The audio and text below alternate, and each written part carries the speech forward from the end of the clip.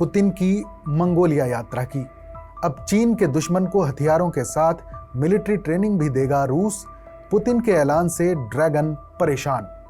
Ukraine में जारी जंग के बीच रूसी राष्ट्रपति व्लादिमीर पुतिन हाल ही में मंगोलिया के दौरे पर थे। इससे पहले यूक्रेन ने मंगोलिया से पुतिन को गिरफ्तार करके आईसीसी यानी इंटरनेशनल क्रिमिनल कोर्ट को सौंपने का आह्वान किया था। पुतिन के खिलाफ युद्ध अपराधों के मामलों में आईसीसी ने वारंट जारी किया हुआ है, लेकिन मंगोलिया रूस के हमलों की निंदा करने से भी परहेज करता रहा है और संयुक्त राष्ट्र में यूक्रेन संघर्ष पर वोट के दौरान भी मंगोलिया ने खुद को अलग रखा था। जाहिर है कि दोनों देशों की दोस्ती गहरी है, लिहाजा मंगोलिया ने आईसीसी के वारंट को दरकिनार करते हुए पुतिन का जोरदार स्वागत किया।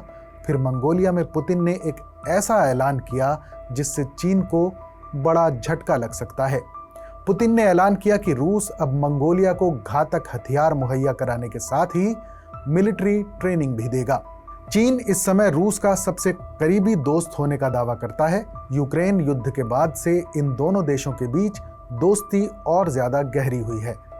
पुतिन जिस मंगोलिया के साथ अपनी दोस्ती मजबूत कर रहे हैं, उसका चीन के साथ सीमा विवाद चल रहा है, जिस तरह भारत के साथ भी चीन का सीमा विवाद है।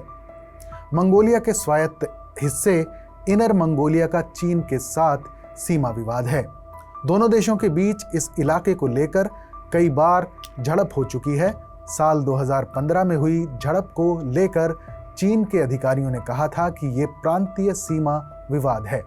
ये झड़प इनर मंगोलिया के एक चेक पॉइंट पर हुई थी, जिस पर इनर मंगोलिया और चीन के गांसू प्रांत के लोग दोनों ही दावा करते हैं। चीन की तरफ से 100 से ज्यादा लोगों ने इनर मंगोलिया के इस चेक पॉइंट पर हमला किया था, जिसमें मंगोलिया के कई लोग गंभीर रूप से घायल हुए थे। दोनों देशों के बीच 1960 के दशक में सीमा में बदलाव हुआ था, जिसको लेकर अभी भी विवाद चल रहा है। रूस के उप रक्षा मंत्री अलेक्जेंडर फोमिन ने कहा कि हम मंगोलिया को हथियारों और सैन्य उपकरणों की सप्लाई के साथ ही मरम्मत और आधुनिकीकरण के क्षेत्र में भी सहयोग करेंगे। हम सैन्य तकनीकी में सहयोग के साथ उन्हें सिखाएंगे भी। हमने इस साल ही मंगोलिया के 340 सैनिकों को ट्रेनिंग दी है। इस दौरान पुतिन ने मंगोलियाई राष्ट्रपति के साथ हुई बातचीत में कहा कि मंगोलिया और रूस के बीच रिश्ते हर क्षेत्र में आगे बढ़ रहे हैं।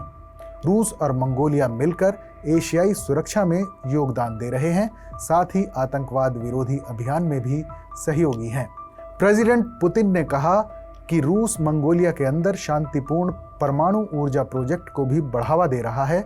हम आधुनिक रूसी तकनीक के आधार पर परमाणु ऊर्जा के शांतिपूर्ण इस्तेमाल पर प्रोजेक्ट को लागू करने के लिए तैयार हैं। पुतिन ने गैस के क्षेत्र में भी मंगोलिया की मदद करने की बात कही। रूस लगातार मंगोलिया को बड़े पैमाने पर गैस और बिजली की सप्लाई कर रहा है। पुतिन ने दोनों देशों के बीच रेल सिस्टम विकसित करने की योजनाओं की रूपरेखा भी पेश की। पुतिन ने मंगोलियाई राष्ट्रपति को अक्टूबर के अंत में रूसी शहर कजान में ब्रिक्स देशों के शिखर सम्मेलन में भाग लेने के लिए भी न्योता दिया है, जिसमें चीन भी शामिल होगा।